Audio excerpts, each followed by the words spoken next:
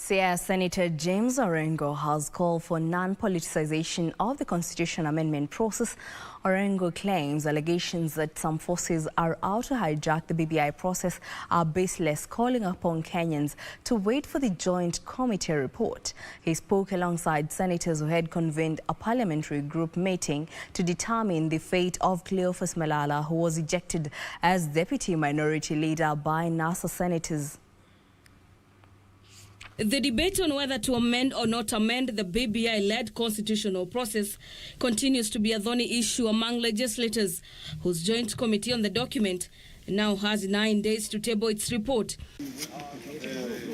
Siaya Senator James Orengo, while denying claims that some political hands were on work to interfere with the report, called for patience among Kenyans. There's no hijack at all. And you know, as a coalition, and if I talk for the party or in democratic movement, we are fully committed to BBI.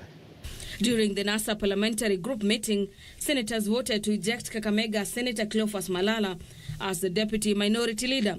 Malala, who is set to be replaced by Kilifi Senator Stuart Mazayo, has been accused of alleged gross misconduct and mischief in the recently concluded Matungu parliamentary mini-poll. We were dealing with questions of leadership within the coalition, and I don't want to predetermine the matter. I could hear one of you talking about the substance of what probably things we discussed. But I would urge you that at the end of by the end of the morning, we will give you a further briefing on that question.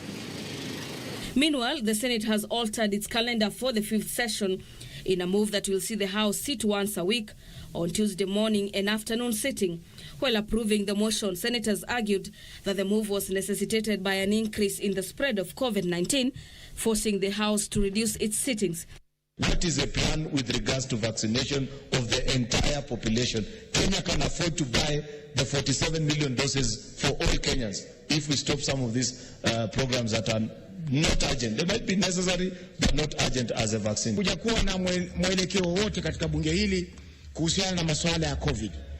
Mheshimiwa Spika, ni aibu leo kwamba mpaka sasa kutoka hii raundi ya 3 ianze hatujakuwa na mwongozo wote uliotolewa katika bunge hili kuhusiana na vipi wananchi watakavyoweza kufanya ili kuepukana na janga hili. As much as we are protecting ourselves as leaders, it is very important and incumbent upon ourselves, Mr. Speaker, for us to retreat to our counties, our respective counties, and ensure that we carry out effective oversight on the governors so that, Mr. Speaker, we protect our lives and protect the lives of our people, the people who elected us. The number of people being buried on the same day for the same reasons was shocking. So we need, Mr. Speaker, to hold the government both at the national and county levels to account. Money was sent to counties for corona. Meanwhile, the National Assembly Security Committee failed to kick off due to lack of quorum. CS Matiang'i and the entire ministry senior leadership had honored summons by the committee, only for the meeting to be aborted as legislators were a no-show. We had prepared and we were ready, but to our disappointment, we have had to call off this meeting.